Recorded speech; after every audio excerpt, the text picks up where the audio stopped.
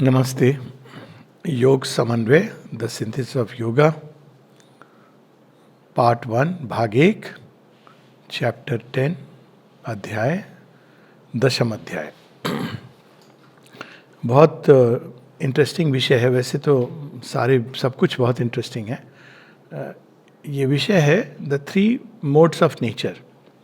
प्रकृति कैसे काम करती है। अब अक्सर हम लोग देखते हैं कि जब एक भारतवर्ष के बड़े प्रोफाउंड डीप ट्रुथ्स जो हैं उनको वेस्टर्न कंटेक्स्ट में चले जाते हैं, वहाँ से जब आते हैं तो जैसे आजकल एक बहुत चला हुआ है नॉन डुअलिज्म, उसको वेदांत के रूप में प्रस्तुत किया जा रहा है। लेकिन जब इस चीज़ को हम इग्नोरेंटली अप्लाई करते हैं तो वास्तव में मिस अप्लाई करते हैं। ये कुछ इस तरह की चीज़ है कि कोई कहे हमको, वो गाना सुनते ना, चलो बुलावा आया है माता ने बुलाया है। लेकिन बुलावा और माता तक पहुंचने के बीच में रियल जर्नी है, रियल यात्रा है। और अगर आप इस यात्रा को नहीं समझेंगे, पथ को नहीं समझेंगे, मार्ग में आने वाली जो कुछ आना है उसको नहीं समझेंगे, जो सहायक चीज़ें हैं जो अवरोध करती हैं, तो हम कहीं पर भी गिर सकते हैं बुरी तरह। ठीक है, भगवान साथ होते हैं, उठाते हैं, ले जाते हैं। किंतु ये भी सच है कि अगर हम वही यात्रा एक प्रॉपर अंडरस्टैंडिंग के साथ जाएं तो वो बड़ा अच्छा रहता है। तो प्रकृति क्या है? प्रकृति वो मार्ग है जिसके थ्रू हमको जाना है। कह देने से कि भगवान अंदर है, भगवान नहीं मिल जाते हैं, ये रियल टाइम में यात्रा है। ठीक है, हम सबके अंदर चैत्य सत्ता है, ये प्रारंभ में बड़ा अच्छा लगता है और प्रारंभ में उसका टच भी मिलता है। लेकिन जब आप उसको खोजने जाते हो तो पता चलता है कि ये तो बहुत ही ऐसा रास्ता है जिसमें कई बार जो आपको लग रहा है कि ये सीधा है वो वास्तव में टेढ़ा रास्ता हो रहा है। और जहाँ आपको लग रहा है ये टेढ़ा, आप देखते हो कि ये टेढ़ा रास्ता, तो आप छलांग लगा के वहाँ पहुँच गए। तो ये बड़ी अद्भुत यात्रा है। और इसीलिए माँ बार बार कहती हैं बहुत धैर्य की ज़रूरत है, पेशेंस की। कई बार लोग बड़े जो अधीर होते हैं वो इस यात्रा को नहीं कर पाते। क्यों?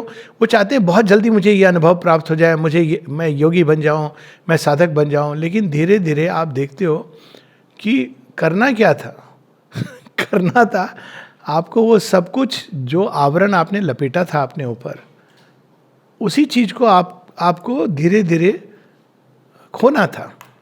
और ये आप या तो अपनी मर्जी से खोगे या भगवान छीनेंगे, और नहीं तो प्रकृति आपको ले जाएगी अपने रास्ते से। और सबको प्रकृति ले जा रही है। और इस बात की चर्चा श्रीमद् भगवद गीता में भी बहुत विस्तार से श्री कृष्ण कहते हैं, यंत्रारूढ़ी ने माया। अधिकांश मनुष्य तो यंत्रवत चले जा रहे हैं। और कौन ले जा रहा है इस यंत्र को? चला कौन रहा है? प्रकृति चला रही है। और उससे चलते चलते अंत में वो तैयार हो जाते हैं उसी चीज के लिए जहां पर कोई और ऑलरेडी खड़ा हो गया है, भगवान को सचेतन रूप से ढूंढने लगता है। तो ये प्रकृति है क्या? हम लोग एक तो विचारधारा है कि हम नेचर को गॉड, ये वेस्टर्न कंसेप्ट है, और हम नेचर को एक मैकेनिकल फोर्स समझते हैं कि जो एक मैकेनिकली चीज़ों को चला रही है।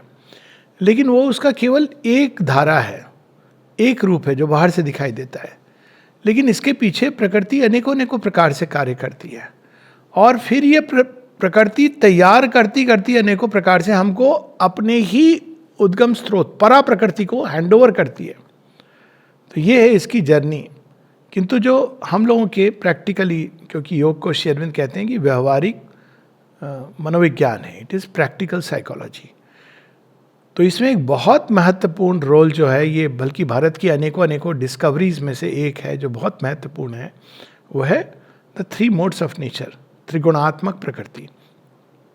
साइकोलॉजी में एक साइकेट्रिस्ट के नाते मैं कह सकता हूँ, इसने मुझे बहुत सहायता की है जीवन को समझने में, मनुष्य को समझने में, अपने आप को समझने में। क्योंकि ये सब जगह ऑपरेट करती है, ये यूनिवर्सल ऑपरेटिंग सिस्टम है। अणु के अंदर भी त्रिगुणात्मक प्रकृति कार्य कर रही है। कैसे? There is a force of inertia, there is a force of kinesis and there is a force of equilibrium. यही तीनों कार्य करती है। अब ठीक है, हम लोगों ने इसको पॉपुलराइज नहीं किया, Newton first law, second law, third law of motion, क्योंकि हमने उसको विश्व प्रकृति के अंतर्गत देखा। परंतु यही तीनों चीज़ें जो अणु के अंदर, इन्हीं तीनों के परस्पर मेल जोल से अणु स्थिर रहता है और फिर आगे अणु की जो भी यात्रा होती है, जो भी उसको करना है, ये 3 मूल शक्तियां हैं। यही चीज हम देखते हैं अणु से लेकर के देवताओं के अंदर भी।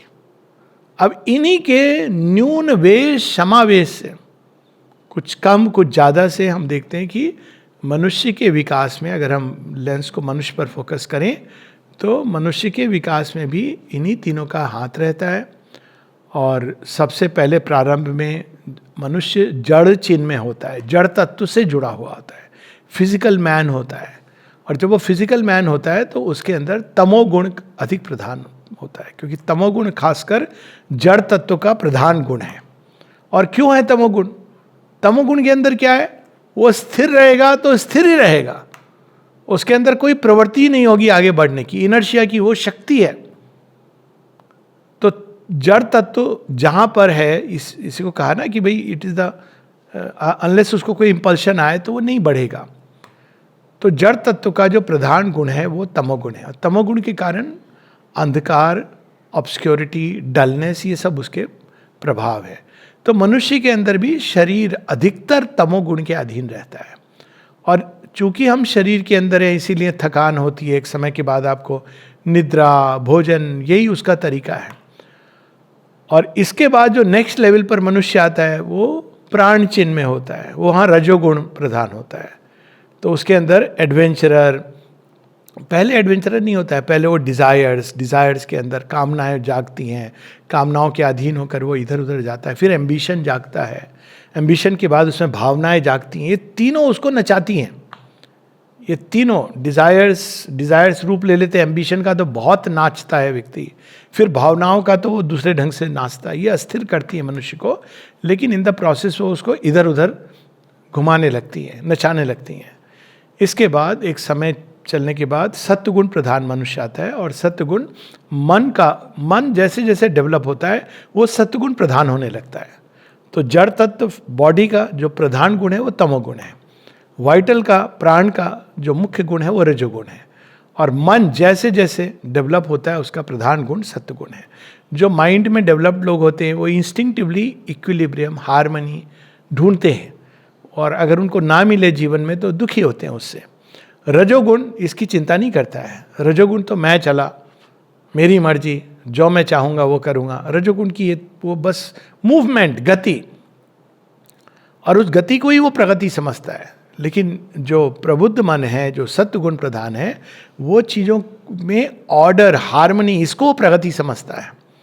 और जो जड़ तत्व है वो कहता है मुझे प्रगति से कोई नहीं लेना देना, ना मुझे गति से लेना देना है, मैं जहाँ हूँ जैसे हूँ वैसे रहने दो। अब हम देखते हैं कि इसी से अनेकों मनुष्यों की मानसिकताएं, एक समय था, शेरविन समाज के बारे में भी ये बात करते हैं कि जो 3 प्रकार के समाज होते हैं, तमोगुण प्रधान, रजोगुण प्रधान और सत्वगुण प्रधान। तो तमोगुण प्रधान जो समाज होता है वो बताते हैं कि बैलगाड़ी की तरह, ये चैरियट ऑफ जगन्नाथ में है। तो कहते हैं वो बैलगाड़ी की तरह धीरे धीरे धीरे जाता है, वो बड़ा उसमें जॉय ले रहा है, सेफ्टी, उसके लिए कोई भी नई चीज़ से वो आशंकित होता है।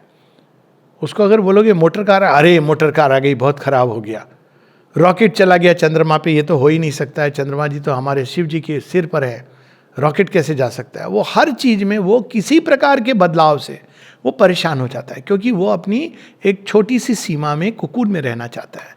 तो कहते हैं ये समाज का एक उदाहरण देते हैं, आधुनिक भारतीय समाज, ये जब वो लिख रहे हैं तमोगुण प्रधान हो गया। अब उसको कोई भी चीज़ का चेंज, समझ, उसकी गहराई में क्या है, ये आज नहीं है, अभी रजोगुण आ गया है और सत्वगुण भी जाग गया है। लेकिन उस समय चीज़ें जैसे चल रही हैं वैसे ही चलती रहे।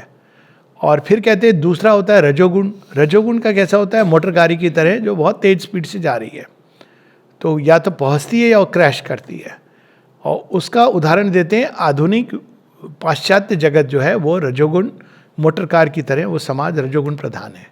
और फिर जब सात्विक समाज का वर्णन करते हैं, कहते हैं सात्विक समाज, पुरातन भारत का जो समाज था वो सत्वगुण प्रधान था।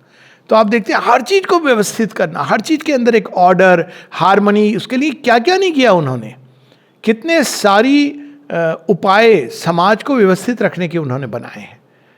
तो ये 3 प्रकार के समाज, लेकिन ये भी बताते हैं, और वो इस चैप्टर के अंत में स्पष्ट होता है कि लेकिन ये तीनों ही समाज ये अल्टीमेट नहीं है। अल्टीमेट है जो त्रिगुणात्मक प्रकृति के परे कुछ और है, जिसकी बात हम लोग करेंगे। भोजन में भी यही लागू होता है। भोजन में भी ऐसे भोजन है फ्रिज में रखा हुआ, बासी, जूठन, ये जो सारे भोजन है ये तमोगुण प्रधान है। तीखा, स्पाइसी, मांस, ये इत्यादि रजोगुण प्रधान है। और फ्रूट्स, स्निग्ध, मीठा मीठा माने वो चीनी वाला मीठा नहीं, पर मीठा, ये सत्वगुण प्रधान भोजन है। स्निग्ध जैसे घृतम, ये स्निग्ध सत्वगुण प्रधान भोजन है। और इसके ऊपर उन्होंने पूरा एक साइंस का, चीज़ों का, भोजन का, खान पीन का, जीवन शैली का, मनुष्य की अवस्थाओं का, सब चीज़ में उन्होंने त्रिगुणात्मक प्रकृति को देखा। तो ये खोज तो सांख्य के ऋषियों की थी, और लेकिन इसकी पुष्टि श्री कृष्ण भी करते हैं, श्री अरविंद भी कहते हैं कि ये बहुत ही सुंदर एक डिस्कवरी है जो हमें प्रैक्टिकल लाइफ में बहुत अच्छी रहती है, हमें अपने आप को समझने के लिए, संसार को समझने के लिए। श्री कृष्ण इसको और सिंप्लीफाई कर देते हैं। कैसे सिंप्लीफाई करते हैं? श्री कृष्ण कहते हैं, देख अर्जुन, 2 प्रकार के मनुष्य होते हैं और उनके पास 2 तरह की संपदा होती है, एक आसुरिक और एक दैवी। तो अगर आप देखेंगे ध्यान से तो असुर कौन है? जो तमो रजोगुण प्रधान है। रजोगुण जो तमस की तरफ जा रहा है वो असुर है, और रजो सत्व प्रधान, जो रजोगुण जो सत्व की तरफ जा रहा है वो देवता है। तो ये बेसिक डिफरेंस है। और कई चीज़ अगर आप देखें आज के आधुनिक समाज में तो वो समझ आती गुणों के आधार पर। जब ये वेस्टर्न वर्ल्ड को अगर आप देखते हैं, ड्रग्स, वायलेंस, हॉरर, ये एक्सट्रीम तमस में जब लोग रहते हैं, जब मन उनका तमस में है, हृदय तमस में है, तो वो बहुत ही वायलेंट सेंसेशन से जागता है। एक बहुत पहले गाना भी आया था कि मुझे कुछ किसी रंजिश को हवा दो कि मैं जिंदा हूँ अभी। मतलब मैं तभी महसूस करूँगा कि मैं जिंदा हूँ अगर मेरे अंदर कोई चोट पहुँचेगी, कोई मेरे अंदर दुख पहुँचेगा, तो क्योंकि वो घोर तमस में होते हैं। और इसी कारण अब देखिए, जब कोई व्यक्ति घोर तमस में होता है तो उसको झकझोर के जगाने का काम प्रकृति करती है। तब वो पीड़ित होता है, कहता है भगवान मेरे साथ ऐसा क्यों कर रहे हैं। और श्री अरविंद जी कहते हैं कि अगर तुम कठोर होगे, तुम बहुत अधिक तमोगुण प्रधान होगे, स्टोन लाइक होगे, तो भगवान का तरीका भी बहुत अलग होगा, हथौड़ा, हैमर ऑफ गॉड। और जितना वो कहते तुम अपने आप को बदलोगे, जितना तुम सूक्ष्म होते जाओगे, उतना ही भगवान भी तुमको जेंटली, फूल को अलग ढंग से वो डील करते हैं और चट्टान को अलग ढंग से। तो सब कुछ हम देख सकते हैं इन त्रिगुणात्मक प्रकृति के लेंस से। तो ये योग में बड़ी सहायक है, क्योंकि योग में हमको क्या करना पड़ता है? पहले सत्वगुण का विकास करना पड़ता है, क्योंकि यही वो गुण है जो हमें सूक्ष्म बनाता है। इसको 3 प्रकार की बेड़ियाँ भी बताई गई हैं जो श्री रामकृष्ण परमहंस बताते हैं, और इनके तीनों के बड़े इंटरेस्टिंग। तमोगुण क्या है? वो लोहे की जंजीर है। जो तमोगुण व्यक्ति होता है वो बिल्कुल बदलना नहीं चाहता। उसको आप बोलोगे ये काम करो या कोई नई चीज़ लाओगे, नहीं भाई हमारे पुराने तौर तरीके अच्छे हैं, वो नहीं बदलना चाहेगा। तो वो लोहे की बेड़ियाँ हैं, तो वो तोड़ने में बड़ी कठिन होती है। वो तोड़ना चाहेगा लेकिन तोड़ नहीं पाएगा, क्योंकि वो भी जान रहा है कि ये लोहे की बेड़ियाँ हैं, लेकिन वो उसके अंदर पड़ी हुई हैं। कई सुना होगा हमने पहले कि लोग ऐसे कहते थे, भाई हमारी तो कट गई, अब हम क्या बदलेंगे। अब ये वो 40 साल की उम्र से कह रहे हैं, 80 में भी वही कह रहे हैं। तो एक बार मैंने तो पूछा था, भाई आप ये तो 20 साल से कह रहे हो कि हमारी कट गई, कौन सी कट गई आप? नहीं अब ठीक है, हम तो जैसे जी लिए वैसे जी लिए, हम जैसे हमने। तो ये होती है तमोगुण की बेड़ियाँ, इसको कहते हैं लोहे की बेड़ियाँ। और जो रजोगुण की जो बंधन है वो है सिल्वर की। अब सिल्वर को थोड़ा ग्लिटर करता है, थोड़े समय में काला पड़ने लगता है, तो व्यक्ति कहता है बदल लें, लेकिन क्योंकि सोना महंगा है तो फिर से सिल्वर खरीद लेता है। कुछ लोग ऑक्सीडाइज सिल्वर को बड़ा अच्छा मान के उसको ही पहन लेते हैं, कोई बात नहीं है। तो ये होती है रजोगुण की बेड़ियाँ। लेकिन तीसरी होती हैं जो सोने की बेड़ियां, वो आराम से काटी जा सकती हैं, लेकिन वो व्यक्ति कहता है तो बड़ी अच्छी। अब ये सोने की बेड़ियां क्या होती है? सेल्फ राइटियसनेस, हम तो अच्छे हैं और हम प्रूव भी करना चाहते हैं दूसरों की हम बड़े अच्छे हैं, देखिए हम कितने अच्छे हैं। तो ये जो बेड़ियां होती है, जो सात्विक ईगो होती है, ego of the spiritual man, ego of the sage, ego of the thinker, ego of the saint, ego of the philosopher, ये छोड़ना बहुत कठिन होता है। क्योंकि अगर आपने छोड़ दिया तो मतलब आप तो वहां थे, संत पुरुष थे, दार्शनिक थे, बाबा जी थे, अचानक आप कहाँ आओगे? बच्चा बन जाओगे। और बात है कि बच्चा बनने का आनंद देवताओं को मिलता नहीं है जब तक वो धरती पर नहीं आते हैं। That is the story of Anusuiya. वास्तव में उस स्टोरी को एक ढंग से हम देखते हैं, पर वास्तव में देवताओं का बच्चा बन जाना, it is their own evolution. जो धरती पर कुछ क्षणों का जो टच मिलता है उनको चैत्य प्रेम का, अनुसुईया के माध्यम से, और वो देखते हैं कि हम भी अपने मान को लेके बैठे हैं, कौन बड़ा है कौन छोटा है, और यह मनुष्य कितना सहज चैत्य प्रेम के भाव से रहता है, तो वो बच्चे जैसे बन जाते हैं। तो बड़ी सुंदर स्टोरी है, कई लेयर्स पे होती हैं पुरानी कथाएं। तो ये इसके पार जाना, त्रिगुणों के पार जाना वास्तव में मनुष्य की नियति है। तो प्रारंभ में इन तीनों गुणों में एक का चुनाव करना है तो सत्वगुण चुनना चाहिए। लेकिन प्रॉब्लम क्या होती है? सत्वगुण कैसे डेवलप होता है? रजोगुण को कंट्रोल करके। कहते हैं आप रजोगुण आपको बहुत उछाल रहा है, सत्वगुण कहता है नहीं नहीं नहीं नहीं, बी इन मॉडरेशन। चिड़िया के पंख थोड़े थोड़े कुतरता है इधर उधर से, तो फिर चिड़िया उड़ना भूल जाती है। जब उड़ना भूल जाती है तो चिड़िया क्या करती है? एक जगह बैठ जाती है। तो सत्वगुण जब हम डेवलप करने की चेष्टा करते हैं रजोगुण को दबा के, तो तमोगुण कहता है आई हैव अ चांस, तो सत्व के साथ तमस जुड़ जाता है। ये भी कॉम्बिनेशन अच्छा नहीं है। और दूसरी ओर अगर तमोगुण को हम प्रधान बना के चलें, वो तो फिर प्रोग्रेस ही नहीं होगी। और केवल रजोगुण पर चलें तो भी कठिन है, वो तो हमको किधर किधर भटका ले जाएगा। तो वास्तव में इन तीनों के परे की अवस्था में मनुष्य को जाना होता है। और इसमें दो अवस्थाएं होती हैं, एक होती है निस्त्रय गुण्य और दूसरी होती है त्रिगुणातीत। This is a subtle difference, क्योंकि दो शब्द हैं, तो ये दो शब्द तो एक ही चीज के लिए नहीं हो सकते। तो निस्त्रय गुण है जब हम गुणों के परे चले जाते हैं। और कैसे परे चले जाते हैं? हम अपने डिटैच होके गुणों से ऑब्जर्व करते हैं, तो देखते हैं कि अरे कहाँ से क्या चीज़ हमको नचा रही है। पहले तो हम उसमें बहते थे, अब दिखता है कि हम तो बहते थे, लेकिन ये तो हमको कहाँ बहा ले जा रही थी। तो अनुभव के द्वारा धीरे धीरे व्यक्ति सीखने लगता है। अगर वो really if he is a student of himself, स्वाध्याय जो गीता में कही गई है, तो खुद ही देखता है कि ये रजोगुण ने तो मुझे बड़ा नचाया है। तो वो देखता है कि स्टूडेंट बनता है कि अरे ये रजोगुण की इम्पल्स आ रही है इधर से, ये मुझे पुश कर रही है, ये करो ये बोलो। फिर आप डिटैच्ड हो, फिर आप कहते हो no, I will not express this, क्योंकि आप जान चुके हो कि ये रजोगुण आपको कहाँ ले जा रहा है। ये अनुभव के साथ आता है, इंटेलेक्चुअल नॉलेज से नहीं आता है। क्योंकि कई बार ये बातें व्यक्ति को लगता है पता नहीं क्या बातें हो रही हैं, but with experience of life this comes. उसी प्रकार से जब सत्वगुण के उसमें चलते हुए आता है, तो वो देखता है कई चीज़ें हैं जिनमें मैं बोझ लेकर के चल रहा हूँ और बंधन में बनता जा रहा हूँ। मुझे स्वयं अंदर से महसूस हो रहा है कि डिवाइन की विल मेरे अंदर कुछ और है, लेकिन सत्वगुण यानी ड्यूटी, रिस्पॉन्सिबिलिटी, ये क्या कहेंगे वो क्या कहेंगे, एक मास्क हमने सत्वगुण का, साधु का पहना हुआ है, साधु बच्चे का पहना हुआ है। तो उस मास्क को छोड़ना, हटाना बहुत कठिन होता है। तो निस्त्रय गुण वो अवस्था है जब हम डिटैच्ड होकर ऑब्जर्व करते करते धीरे धीरे हम इन गुणों से बंधते नहीं हैं।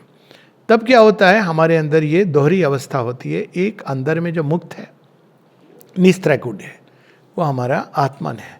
दूसरा, वो आत्मा अब क्या कर रही है, साइकिक बीइंग, वो सैंक्शन दे रहा है, वो देख रहा है कि मुझे तमोगुण आ रहा है, निद्रा आ रही है, वो सैंक्शन देती है, रेस्ट कर लेना अच्छा है। ये नहीं कि रजोगुण के हिसाब से वो उठेगी, भागेगी, चलो आइसक्रीम खाने चलो, चलो पिक्चर देखने चलो, उस नहीं बहेगी। वो देखेगी शरीर को रेस्ट की ज़रूरत है या मन को रेस्ट की ज़रूरत है, थक रहा है, तो उसको सैंक्शन देती है। या वो देखती है रजोगुण, अब वो देखती है कि ये रजोगुण जो है वो चूँकि आप गुणों के ही अधीन, प्रकृति तो वैसे चल रही ना, आपका शरीर मन प्राण इनके अधीन चल रहे हैं, तो देखती है कि ये रजोगुण मन को या हृदय को कैसे कचोट रहा है। तो उसको सत्वगुण के हिसाब से मॉडिफाई करती है। और लेकिन अंदर में आप अनअफेक्टेड हो। अनअफेक्टेड किस तरह से हो? आपके सतह पर जॉय और ग्रीफ आएंगे, आपको कुछ घात संघात होंगे। अगर आप रजोगुण में हो तो आपको दुख लगे होगा, सुख होगा बाहर के प्रकृति में, लेकिन अंदर आप इससे बहुत ईजिली अलग हो जाओगे और आप अंदर में फ्री रहोगे। यहाँ तक कि कई बार देखने वालों को समझ नहीं आएगा, उनको लगेगा कि ये व्यक्ति उनके मापदंड से पागल है, क्योंकि उनके हिसाब से आपको इस तरह से रिएक्ट करना चाहिए। तो आप उस चीज को अनुभव भी कर रहे हो, लेकिन आप अंदर में फ्री भी हो। मतलब आपके अंदर दो बीइंग डेवलप हो जाते हैं। ये जो द्वासोपढ़ना वाली चीज है और अन्य तरह से अनुभव आता है, ये होती है निस्त्रगुण की अवस्था। इसके परे क्या होती है? त्रिगुणातीत। अब क्या है कि अब आप धीरे धीरे हायर नेचर आपके लोअर नेचर को सब्स्टिट्यूट करना प्रारंभ कर रहा है। अब चूंकि आप फ्री सैंक्शन नहीं दे रहे हो लोअर नेचर को, आप उसके मास्टर बन गए हो एक तरह से, तब नेचर क्या कहती है, लोअर नेचर, कि भाई मेरा काम हो गया। तो और सोल जो फ्री है वो माँ का आवाहन कर रही है। तो धीरे धीरे अब डिवाइन लाइट और उनकी जो प्रकाश है, उनकी जो फेलिसिटी है, सुख और प्रकाश, वह सत्व गुण को इन्वेड करने लगता है और रिप्लेस करने लगता है। तो अब क्या होता है कि जो नॉलेज शास्त्रों के बेसिस पर थी सत्व गुण के अंदर, शास्त्र हर चीज का है, do it in a certain way, उसकी जगह एक इंट्यूशन ऑपरेट करने लगती है। A new kind of knowledge begins to operate. तो वो जो सत्व गुण है उसका चेंज होता है और उस नॉलेज के अंदर जॉय होता है। आप देखें कि स्कॉलरली नॉलेज और एक इंट्यूटिव नॉलेज में ये डिफरेंस है। जब श्री रामकृष्ण बातें कर रहे हैं तो वो स्कॉलरली नॉलेज नहीं कर रहे हैं, लेकिन आप देखेंगे कि उसमें एक आनंद आ रहा है। श्री अरविंद भी, अगर आप थोड़ी इंग्लिश का हो तो उसमें एक जॉय है। वो जॉय क्यों आता है? क्योंकि वो एक दूसरे रीजन से वो ज्ञान आ रहा है बरस करके। उसी प्रकार से जो रजोगुण है, रजोगुण is replaced bye luminous force. तो रजोगुण का नॉर्मल क्या सीख करता है? रजोगुण जॉय ऑफ लाइफ, लेकिन कैसे? डिजायर के माध्यम से। तो उसको कोई चीज मिल जाती है तो खुश होता है, जब चली जाती है तो दुखी होता है। रजोगुण का ये स्वभाव है। लेकिन जब रजोगुण रिप्लेस हो जाता है भगवान की ओजस्वी प्रकाश में, शक्ति से, ल्यूमिनस फोर्स से, तो क्या होता है कि वो जो चीज आपके लिए आवश्यक है वो आपको मिल जाती है, और जो चली जाती है उसका आपको दुख नहीं होता है। आपको ये पता है कि ये चीज, इसका ल्यूमिनस फोर्स है ना, वो जानती है ये तुम्हारा अधिकार नहीं है इस पर, इसको जाने दो। सो ऑटोमेटिकली इट नोज कि, और वो किसी भी चीज से डिजायर्ड सेल्फ से नहीं जुड़ती है, जो पकड़ के सदा सदा के लिए हम मरने के बाद भी मिलेंगे पता नहीं कहाँ और मकबरा बना दिया, ये सब नहीं आता है। क्योंकि वो जानती है कि ये चीज़ें, वी आर ट्रस्टीज, जो चीज़ें आती हैं और चली जाती हैं। और जो तमोगुण में क्या होता है कि सेल्फ एग्जिस्टेंट पीस एस्टैब्लिश होने लगती है। तो ये गुणों का रूपांतरण, त्रिगुणातीत अवस्था, और इसके बारे में भी श्री अरविंद बहुत विस्तार से बताते हैं। तो ये इसका एक बैकग्राउंड है, प्रोसेस है डिटैचमेंट, प्रकृति से डिटैच्ड होकर हमको देखना, सैंक्शन देना सीखना। और ये तभी हो सकता है जब हम डिटैच होके। इसीलिए माँ एक जगह कहती है, but there is always a choice. किसी ने कहा माँ लेकिन हमेशा चॉइस नहीं होती। No, there is always a choice, it may be split second. और धीरे धीरे ये देखते हैं कि सो ट्रू। वो आप कभी बहुत बड़ा बहाव आया फिर भी आपके पास चॉइस थी, लेकिन अब एक बार आप बह गए फिर आएगी चॉइस, लेकिन दूसरे ढंग से आएगी। दूसरी चट्टान पे जब पटके जाओगे तब आएगी। अरे हमको वहीं पर चॉइस कर लेनी थी। But that is how we learn. तो ये 3 मोड्स ऑफ नेचर हैं। अब इनके बारे में श्री अरविंद बता रहे हैं। और प्रत्येक जो प्रकृति की जो गति है उसका एक पर्टिकुलर गुण है। Sattva is the force of equilibrium and translates in quality as good and harmony and happiness in light. जो भी सत्वगुण प्रधान होते हैं उनकी सबसे बड़ी समस्या यही होती है, वो चाहते हैं हार्मनी, इक्विलिब्रियम हो, एक सुंदर शांति। शव की शांति नहीं चाहते, सब कुछ सुंदर हो और सामंजस्यपूर्ण हो, बैलेंस में हो हर चीज। वो किसी भी एक दिशा में अति नहीं करेंगे। उनकी लाइफ बड़ी डिसिप्लिन रहती है, हर चीज का उसमें स्थान है। Rajas is the force of kinesis and translates in quality as struggle and effort, passion and action. रजोगुण कहता है इसमें हमको कोई मज़ा नहीं है, हमको तो कुछ चाहिए, पहाड़ चढ़ना है, हमको कुछ चैलेंज लेना है, हमको तो लड़ाई झगड़ा करना है, बिना स्ट्रगल के जीवन क्या है. तो ये रजोगुण प्रधान का एक. अब देखिए हर एक चीज़ का अपना पॉजिटिव और नेगेटिव है, नॉर्मल लाइफ में हर चीज़ की आवश्यकता होती है. Tamas is the force of inconscience and inertia and translate in quality as obscurity and incapacity and inaction. तमोगुण प्रधान व्यक्ति से पूछो, अगर आप बोलेंगे कि देखो ये सब करना होता है, अरे भाई ये सब क्यों करना होता है, हमको कोई सिंपल सा तरीका बता दो, तो माला लेके बैठ जाओ, simple, that's the simplest of वे. वो भी कठिन होता है, वो भी आप करो तो बड़ी सुंदर बात है, लेकिन अपनी प्रकृति को स्टडी करना, जैसे इक्वेनिमिटी की हम लोग पढ़े थे, समता. अब समता कैसे अभ्यास करना, ऐसे ही करना. आप स्टडी करोगे, देखोगे कि ये जो हुई घटना, इससे मेरे अंदर उद्विग्नता हो रही है, तो आप फिर क्या करोगे, और अंदर में आपके कोई एक जगह ढूंढोगे जहाँ आप उद्विग्न नहीं हो रहे हो. आप चेष्टा करोगे कि ये उद्विग्नता, उत्तेजना हटे, और जैसे जैसे प्रयास करोगे देखोगे आप एक अंदर में ग्राउंड खुलता जा रहा है, एक भूमि. पहले वो छोटी सी होगी, फिर वो बढ़ेगी, फिर आप देखोगे जब भी उद्विग्नता या उत्तेजना आ रही है, यू कैन स्टेप बैक, वो द्वार खुल जाता है.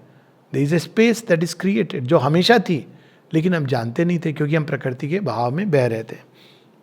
लेकिन इनर्शिया क्या कहता है, अरे भाई ठीक है, श्री अरविंद ने लिखा है, लेकिन अब पढ़ना कौन पढ़ेगा. ये भी लोग 30 साल की उम्र से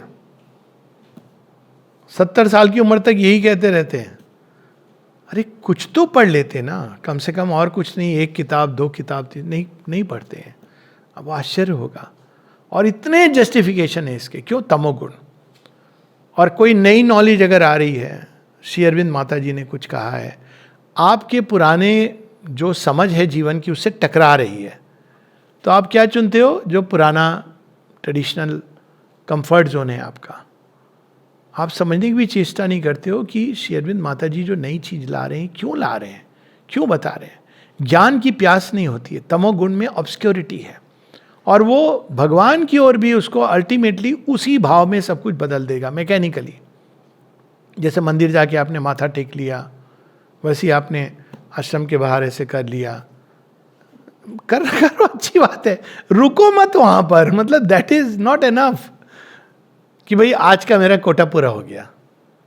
तो दैट इज व्हाट इज, ये ठीक है, आपके अंदर एक भाव जगा, नहीं भी जगा, आपने मैकेनिकली किया, लेकिन डोंट स्टॉप विद देयर. तो ये तमोगुण.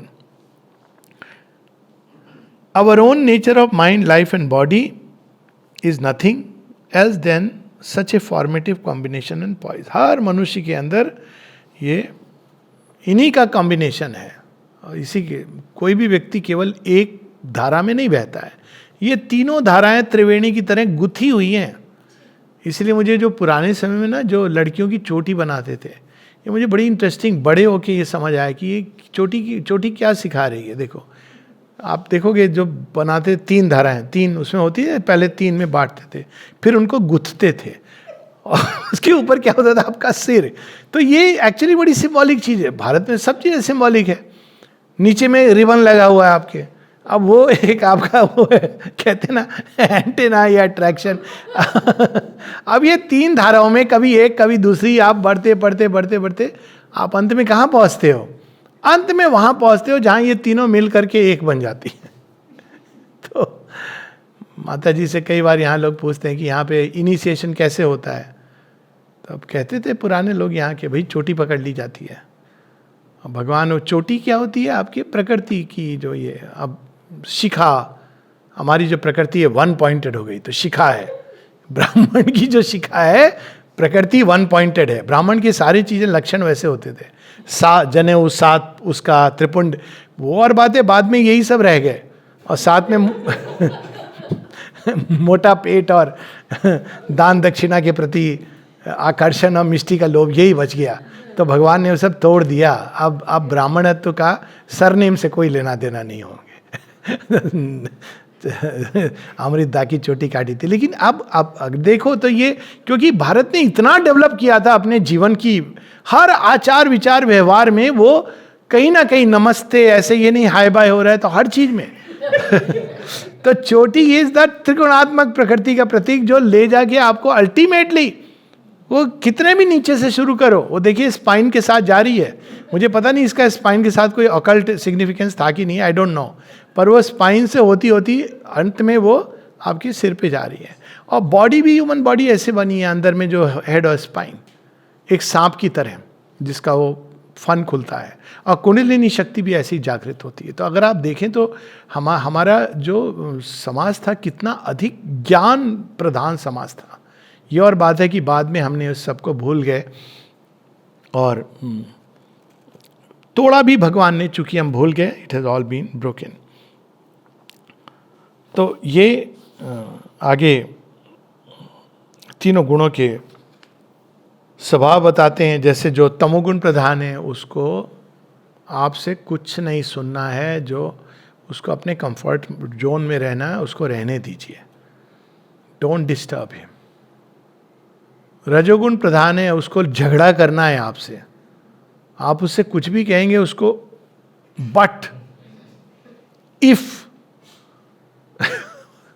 जो सत्वगुण प्रधान है उसके अंदर ज्ञान की थोड़ी प्यास होती है, तो उससे आप एक कहते हैं ना डिस्कशन कर सकते हो। इसीलिए डिबेट और डिस्कशन में अंतर होता है। और तीसरा होता है क्वेरल। तो ये अलग अलग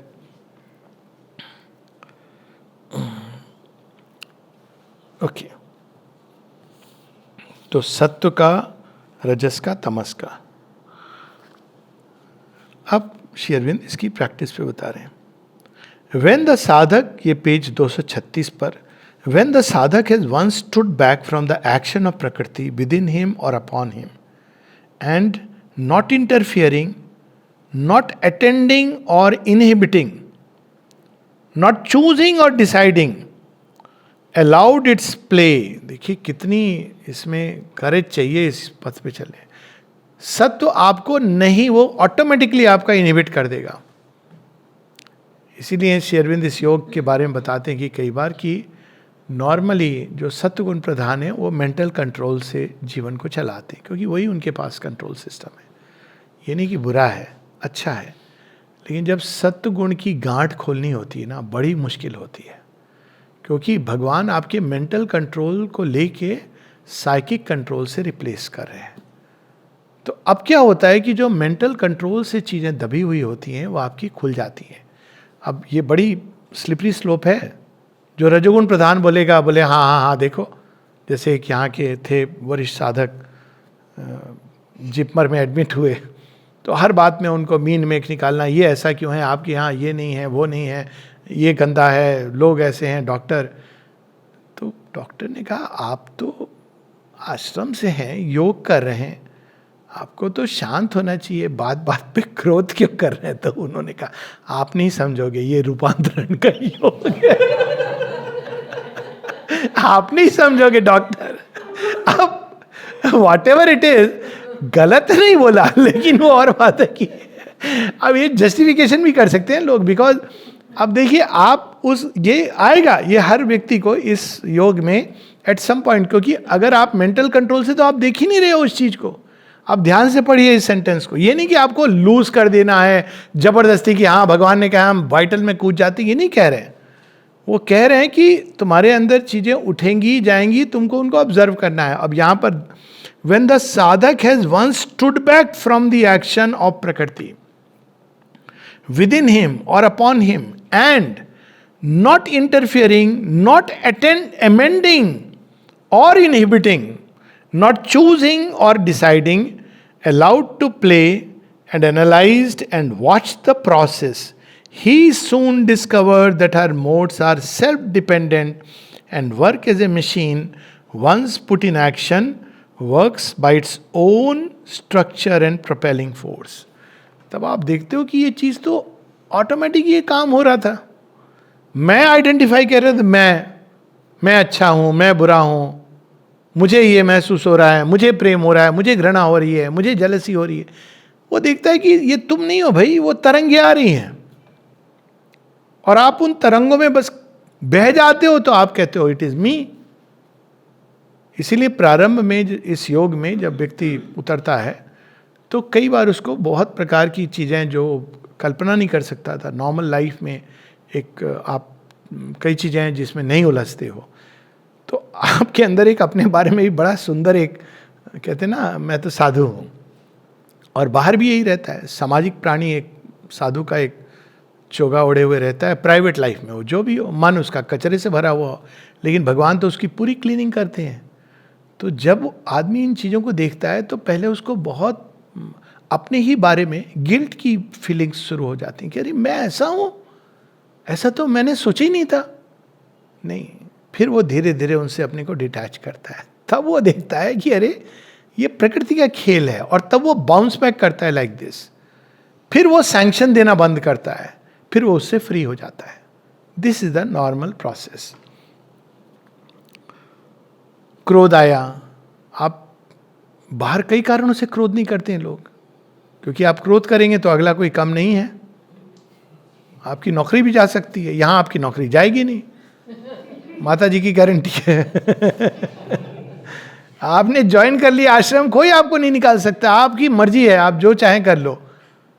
ऐसे लोग हैं जो काम पे नहीं जाते हैं, आप गालियां दे लो, कोई कुछ नहीं कहेगा, क्योंकि ये फ्रीडम में क्या होता है ना, आपके अंदर का चीज बाहर आप नहीं कर सकते हो, क्योंकि बाहर आप एक सोशल जो कंस्ट्रक्ट है उसके कारण ये चीजें छिपी रहती हैं, दबी रहती हैं। अब यहाँ पे कुछ लोग इस चीज को नहीं समझ पाते, तो उससे आइडेंटिफाई करके कहने लगते हैं ये मेरी प्रकृति है। ये नहीं कहना है, कहना है ये प्रकृति है और यह मैं हूं, यह मेरी प्रकृति है नहीं, यूनिवर्सल नेचर है।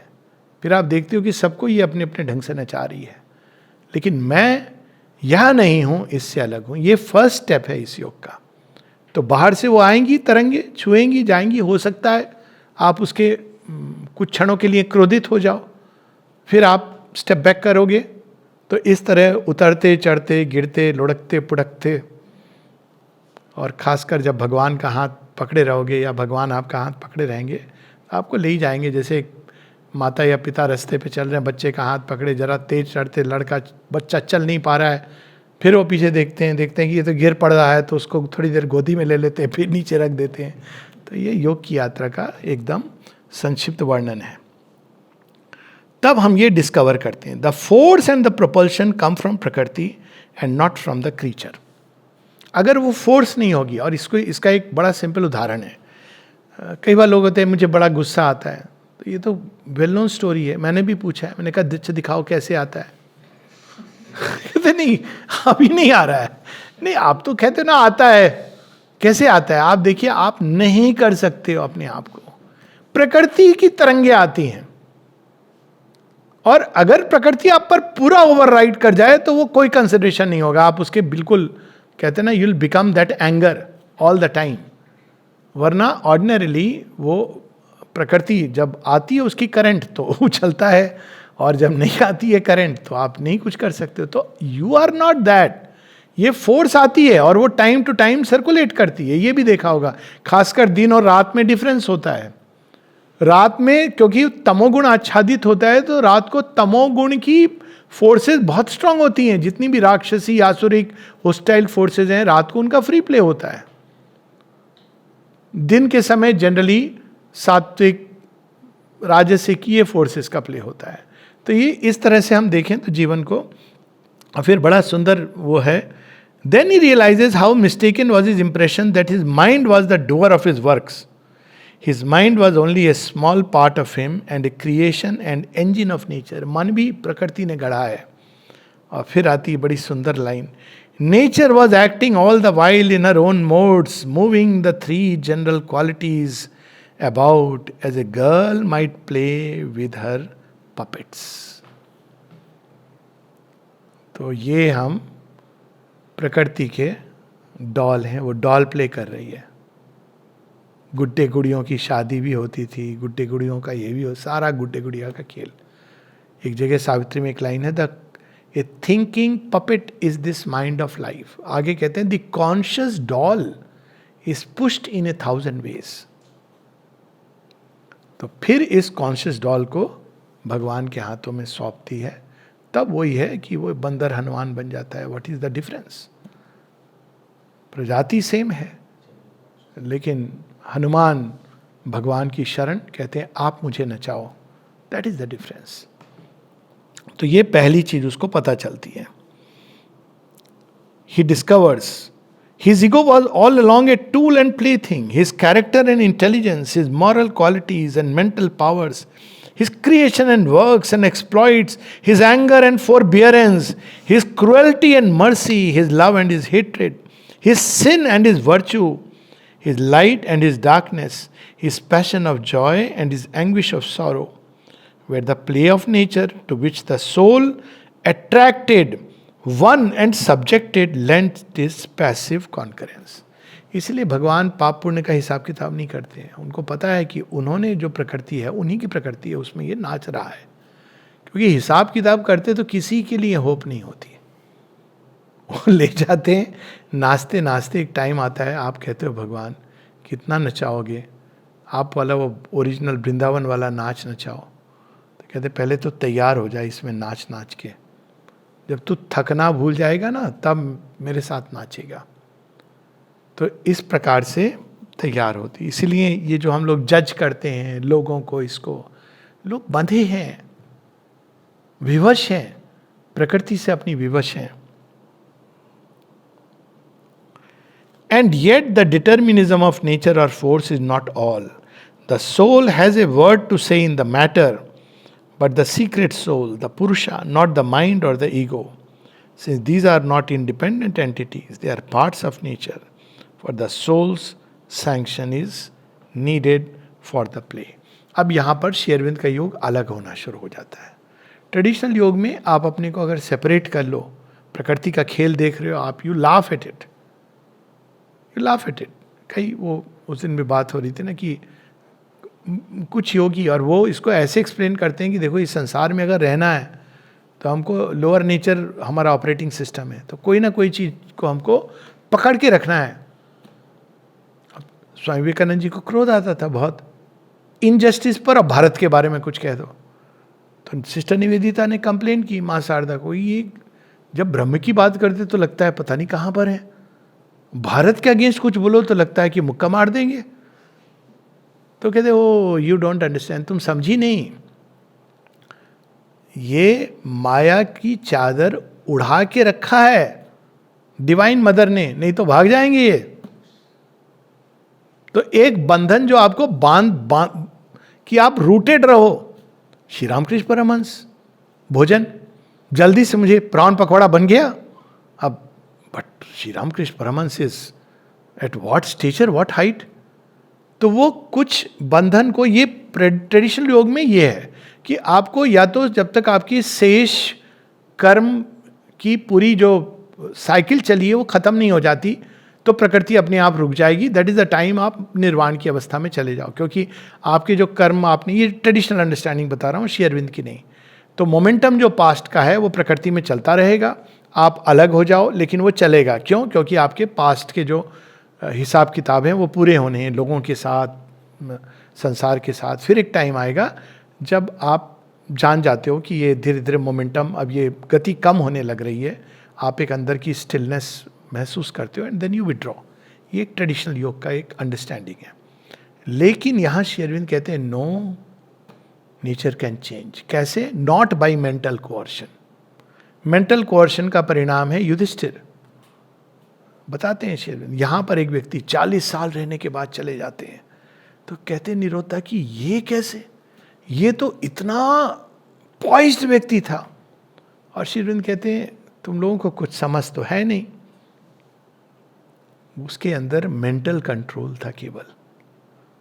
तो मेंटल कंट्रोल जिस दिन गया वो योग नहीं है, वो बाहर से एक अरे देखो कैसा साधु है,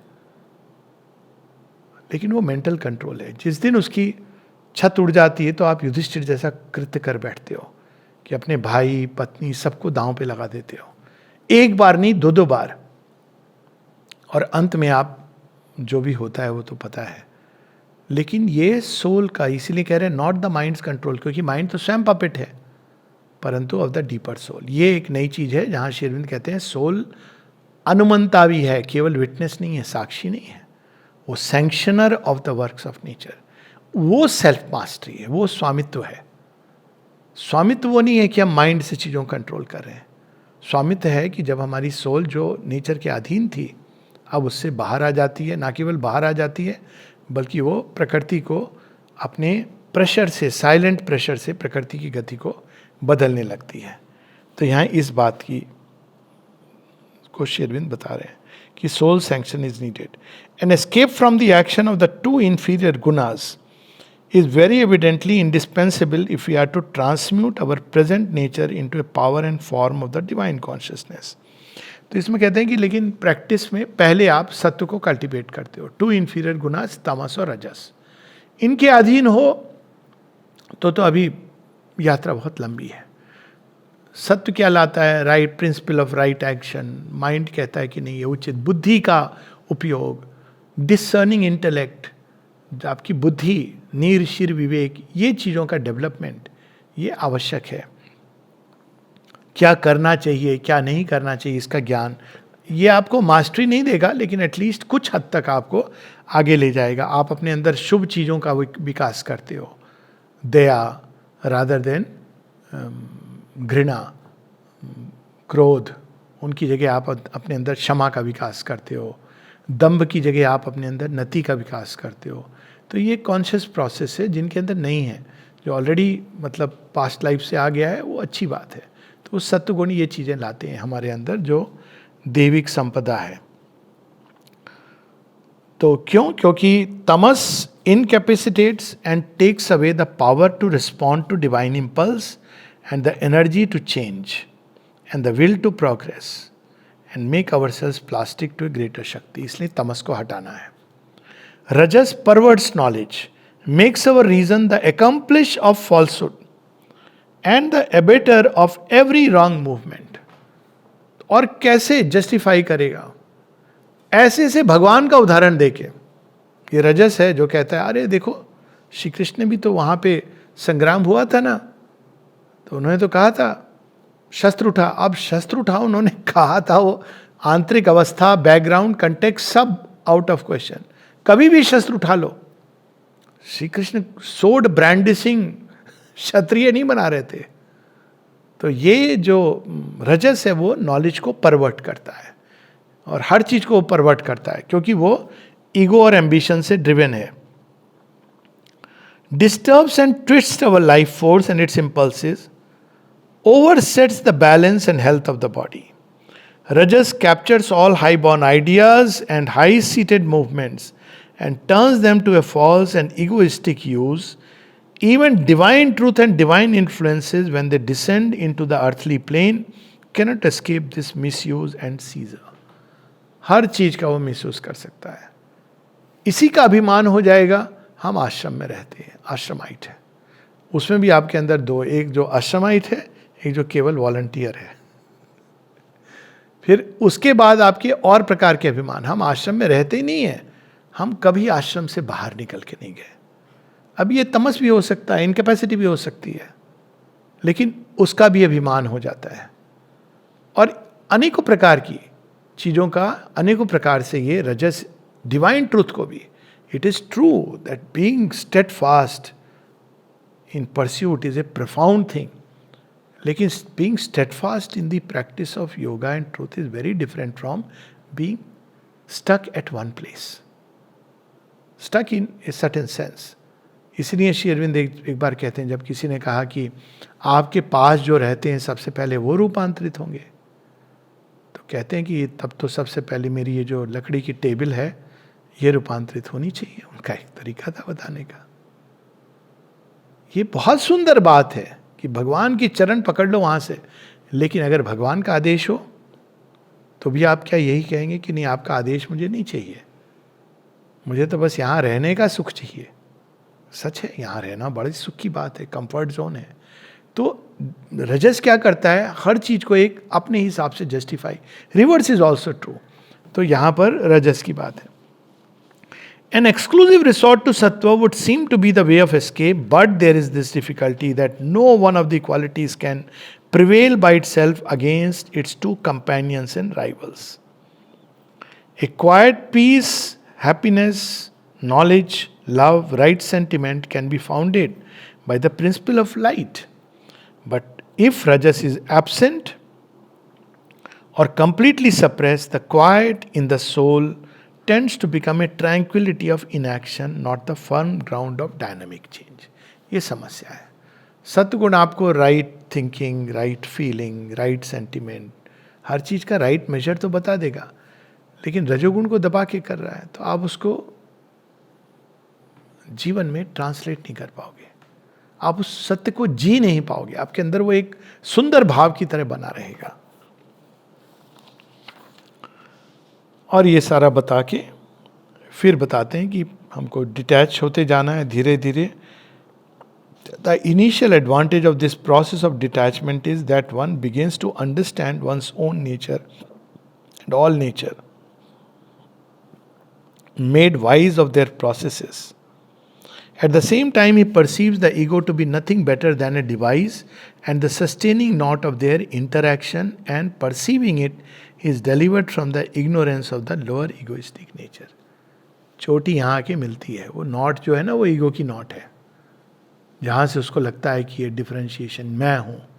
तो ये जो भाव है अहम बोध, आई एम द डूअर, पहले वो क्या रियलाइज करता है कि प्रकृति कार्य कर रही है, मैं सैंक्शन दे रहा हूं या मैं विटनेस हूं. सैंक्शन तक तो नहीं, मैं विटनेस हूं. ज्यादातर जो सैंक्शनिंग लोग हायर माइंड को सोल मिस्टेक करते हैं, लेकिन वो it's a deeper secret psychic entity, इसकी बात कर रहे हैं श्री अरविंद. तो बाद में वो देखता है कि ये जो डूअर का भाव है, काम तो प्रकृति कर रही है लेकिन मैं मेरे द्वारा कर रही है, ये मैं कौन है. तो तब वो देखता है ये अहम बोध भी नेचर का ही कंस्ट्रक्ट है. He escapes from the sattvic egoism of the altruist and the saint and the thinker. रूपांतरण, एक सेंट बनाना, it is not a transformation, is not becoming an ethical man, a saintly person. Shri Aurobindo का एक पत्र है, तो कुछ लोग आके पूछते हैं कि भैया कोई संत महात्मा यहाँ हो तो मिला दीजिए. तो आप क्या उत्तर दोगे कि ये संत महात्मा बनाने की फैक्ट्री नहीं है, यहाँ तो कुछ और हो रहा है. और वो जो कुछ और हो रहा है आप उसको समझा नहीं सकते हो, क्योंकि people want to see that saintliness, क्योंकि बड़ी अपीलिंग होती है. संत पुरुष, संत स्वभाव अच्छी बात है, लेकिन वी हैव टू अंडरस्टैंड कि वो भी एक ईगो की गांठ है. He shakes off from its control on his life impulses the rajasic egoism of the self-seeker and ceases to be the laborious carer of self-interest and the pampered prisoner or roiling galley slave of passion and desire. He slays with the light of knowledge the tamasic egoism of the ignorant और passive being, डल, unintelligent, attached. अब ये तीन प्रकार की egoism क्या होती हैं? सात्विक इगोइज्म में मैं अच्छा व्यक्ति हूँ, मैं संत पुरुष हूँ. ये बोला नहीं जाता है, अंदर में ये वो म्यूजिक चलता है बैकग्राउंड में. देखो कितने तुमने क्या अद्भुत काम किया, देखो तुम्हारी कितनी मास्टरी हो गई है अपने ऊपर. उसको देखो, उसको मास्टरी नहीं, ये सब खुल गया है द्वार, गड्ढा खोदा जा रहा है. तो सात्विक egoism is of the saintliness, thinker, duty. देखो मैं हर चीज को कितने व्यवस्थित ढंग से करता हूं. राजसिक egoism is boastful, ambitious, driven by that. मैं करूंगा, मैं दान दूंगा, मैं भगवान का काम करूंगा, मैं महान हूं, मेरे जैसा कोई नहीं, मैं पढ़ा लिखा हूं, इत्यादि इत्यादि. और तामसिक इगोइज्म इसका रिवर्स है, मैं तो पापी हूं, दुराचारी, कुसंगी, सारे अवगुण मेरे अंदर ही हैं, प्रभु जी मेरे अवगुण चितना धरो, समदर्शी है नाम तिहारो, मोहे भी पार करो. अब तमोगुण में व्यक्ति क्या कहेगा? ये कि उसमें अब टच आ गया कि भाई प्रभु जी मुझे पार करो, लेकिन वो आइडेंटिफाई कर रहा है, इसीलिए वो कह रहा है मैं कुसंगी हूं, मैं दुराचारी हूं, मैं पापी हूं. लेकिन जब आप तीनों से अलग हो जाते हो तो न पुण्यम न पापो, इन सब से आप फ्री हो जाते हो। ये अंदर में, ये नहीं कि आपको ये बाहर कोई चीज़ बतानी है। और ना आप पाप से व्यथित होते हो अपने अंदर और बाहर के जीवन में भी, क्योंकि आप देखते हो कि भगवान का खेल है। ना आप पुण्य से गर्वान्वित होते हो, आप देखते हो कि ये प्रकृति का खेल है जिसके द्वारा वो एक ले जा रही है। तो ये मेंटल इगोइज्म को आपको हटाना होता है और सोल धीरे धीरे सेपरेट होने लगती है। फिर क्या होता है? The soul is inwardly separated and free from the lower prakriti, not involved in its coils, indifferent and glad above it. Nature continues to act in the triple round of our ancient habits. तो बाहर से देखने वाला इसको नहीं समझ सकेगा, इसलिए श्री अरविंद कहते हैं लेकिन इस योग में तुमको बाहर की प्रकृति को भी चेंज करना। अगर वो चेंज नहीं हुई है तो your work is not complete, क्योंकि बाहर की प्रकृति अपने मैकेनिकल उसमें इंपल्शन में चलेगी, एंशिएंट हैबिट से, लेकिन प्रकृति चलती रहेगी। Desire, grief and joy attack the heart, the instruments fall into inaction and obscurity and weariness, light and peace come back into the heart and mind and body, but the soul stands unchanged and untouched by these changes. तो ये traditional योग का है, जिसको famous जो श्री रामकृष्ण परमहंस को कहा था ना किसी ने, क्या फर्क पड़ता है, I am walking with my harem. किसी योगी ने कहा था श्री रामकृष्ण को, I have realise the self, तो हाउ डज इट मैटर। तो श्री रामकृष्ण ने कहा था I spit on your Vedanta, जब उसने वेदांत से जस्टिफाई किया था। तो श्री अरविंद को जब उन्होंने कहा तो श्री अरविंद कहते हैं बात सही है श्री रामकृष्ण की, but the yogi has a point कि अगर आपको सेल्फ रियलाइजेशन ही करना है तो आप प्रकृति से बाहर आ गए, हाउ डज इट मैटर। लेकिन रूपांतरण योग में ये काफ़ी नहीं है। वो कहते हैं कि Shri Ramakrishna was right but the yogi has a point. अगर आपको केवल सेल्फ रियलाइज करना है तो आप सत्य के उससे छलांग लगा देते हो।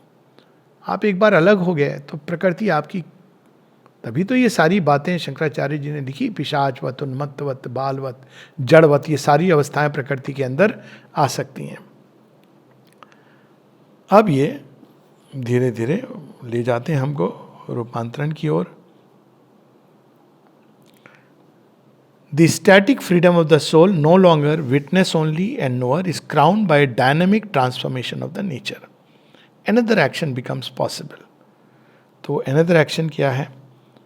Our body, a passive field and instrument of a greater force and light, it responds to every demand of the spirit's force. अभी वो कहता है हाँ काम तो है लेकिन थक गया हूँ मैं, थका हारा इंसान, तब वो भगवान के कार्य करने को सदैव प्रस्तुत है, किसी प्रकार का भी कार्य किसी समय भी हो। बड़े सुंदर सुंदर उदाहरण है यहाँ पर। द्योमन भाई का एक उदाहरण है, नवजात जी का एक उदाहरण है, कई लोग, चंपक लाल जी तो आई हैं, प्रणब दा की बॉडी रिस्पॉन्ड कर रहा है, इतनी कम उनकी नींद हो गई है। चंपक लाल जी तो खाते बहुत कम थे कि जो विसर्जन उत्सर्जन की क्रिया है उसमें भी समय लग जाएगा। प्रणब दा, जब माता जी 5 दिसंबर के बाद 12 दिन, मैं कहा था Pranab just be with me, आधे घंटे को जाते थे चेंज करके, जो भी उनका स्नान वान चेंज करके आ जाते थे। उसके बाद he was with mother through out. तो अब देखिए वो शरीर कैसे रिस्पॉन्सिव हुआ होगा। हाँ, एज इट इज, हाँ, नथिंग। तो ये जो चीज है बॉडी के अंदर, ये change, our kinetic and dynamic vital parts, our nervous and emotional and sensational and volitional being expand in power and admit a tireless action and a blissful enjoyment of experience. आपका प्राण तत्व फिर भगवान का सेवक बन जाता है, एक्सपैंड, किसी भी तरह का भगवान का कार्य हो करने को तत्पर है। वो ये नहीं सोचता मैं कैसे करूँगा, क्योंकि मैं तो है नहीं, करने वाले भगवान है, वो आपको सक्षम बनाएंगे। तो वो भगवान की ऊर्जा उसको चलाने लगती है। तो प्राण की जो लोअर ऊर्जा है डिजायर की, वो रिप्लेस होने लगती है भगवान की शक्ति से। The intelligence, the thinking, understanding and reflective mind renounces it's सात्विक limitations and opens to an essential light and peace. An infinite knowledge offers to us its splendid ranges, a knowledge not made up of mental constructions. Mental constructions क्या होते हैं? या तो deflect करते हैं या distort करते हैं या सीमाओं में डाल देते हैं भगवान के सत्य को, कि अच्छा ये श्री अरविंद का कौन सा वेदांत है, ऐसे पूछते हैं ना, तो ये अच्छा, वेदांत की तंत्र है, भाई इस फॉर्मेट से बाहर निकलोगे? जो रियलाइज करता है उसने भी ये फॉर्मेट नहीं डाला, ये स्कूल्स ऑफ थॉट तो आपने बना दिए मन ने। वेदांती जो योग में रियलाइज करता है वासुदेवम सर्वमिति, वो ये कहता है कि अच्छा मुझे ये वेदांत का अनुभव हुआ है, वो तो उस अनुभव में डूब गया, आनंद ले रहा है। वही नहीं कहता कि ही डजंट केयर कि आप इसको किस स्कूल में डाल रहे हो, वो स्कूल्स के परे चला गया है। Systems of thoughts, philosophies, ways of life. Tamas is replaced by divine peace and tranquil eternal repose. Rajas is replaced by self-possessed power and illimitable act of force that even in its most violent intensities does not shake the immovable peace of the soul or stain the vast and profound heavens and luminous abysses of its peace. युद्ध भी लड़ना पड़े तो वो अब अपनी स्थिरता और शांति को नहीं खोता। Even in violent action, divine intensity होती है ना जो हर प्रकार के कर्म में आ सकती है। Sattva is replaced by an illumination and a spiritual bliss. सुखम और प्रकाशम, जो जिसकी रिफ्लेक्शन पड़ती है सात्विक मन के अंदर, it is replaced bye direct वो प्रज्ञा का प्रकाश मन के अंदर उतरता है और साथ ही एक भागवत आनंद का उसको अनुभव होता है। Identical with the depths and infinite existence of the soul and instinct with the direct and authentic knowledge that springs straight from the veiled glories of the secret omniscience. वो एक ऐसा स्वतःस्फूर्त ज्ञान है जो फिर अंदर में जागने लगता है। और अगर आप पूछोगे तो कि ये कौन से स्क्रिप्चर में लिखा है, तो आप केवल इतना कह सकते हो कि हृदय में जो भगवान का ओरिजिनल स्क्रिप्चर है उस ग्रंथ में लिखा है। तो ये सारा रूपांतरण तीनों गुणों का, उनका mode of action, first step detachment, witness बनना, दूसरा स्टेप अनुमंता बनना, पहले उसको स्टडी करना साक्षी भाव लेके, फिर उसका अनुमंता बनना, फिर उसके बाद धीरे धीरे उसका स्वामी बनना, ईश्वर भाव, क्योंकि अब आप उसके मास्टर हो गए। फिर भगवान की शक्ति धीरे धीरे इन गुणों को रूपांतरित करती है और फिर एक नया पात्र गढ़ा जाता है जो भगवान की ही कर्म के लिए, भगवान की ही सेवा के लिए उपयुक्त है। बाकी सब चीज के लिए वो अनुपयुक्त हो जाता है। जय मां।